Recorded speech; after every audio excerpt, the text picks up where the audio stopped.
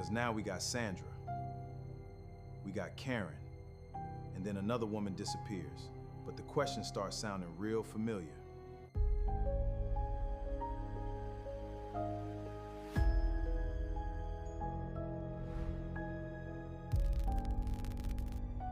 And this next woman, her name is Valerie Mack. She disappears in 2000, and what happens to her is going to add another piece to this puzzle. Valerie disappears in 2000, and years later, investigators would find her remains in Manorville.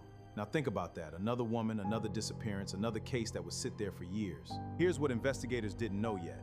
Valerie's case wasn't going to be the last one. More women were going to disappear, and eventually, those names were going to start piling up. This is Manorville.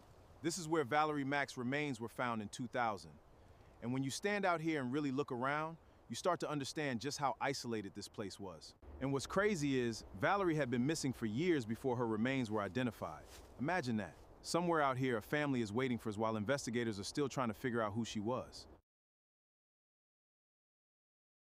And that's what makes this case so disturbing. Valerie's story sat here for years.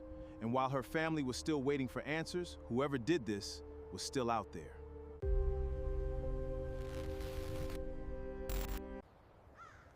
Standing right here, you gotta remember, Valerie's family had to live with questions for years and nobody could give them the answers they deserved. Now look down here. Woods, back roads, miles of space where somebody could disappear and nobody might know what happened for years. And that's exactly what happened with Valerie Mack. And when you look at this from up here, you can really see how much land we're dealing with. If somebody wanted to hide something out here, finding it wasn't going to be easy. But here's the part that gets me. Valerie's remains were found out here, but for years, investigators didn't even know who she was. And that means somebody out there knew more than they were saying. And that's where Valerie's story leaves us, with a woman gone, a family waiting, and another case sitting there without answers. But we ain't done yet, because another name is about to enter this story. All right, we landed. But before we keep digging into this case, I gotta get cleaned up.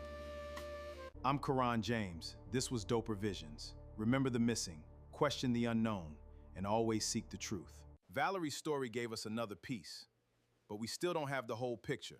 And trust me, we're gonna keep digging until we find it. I'll see you in part 4.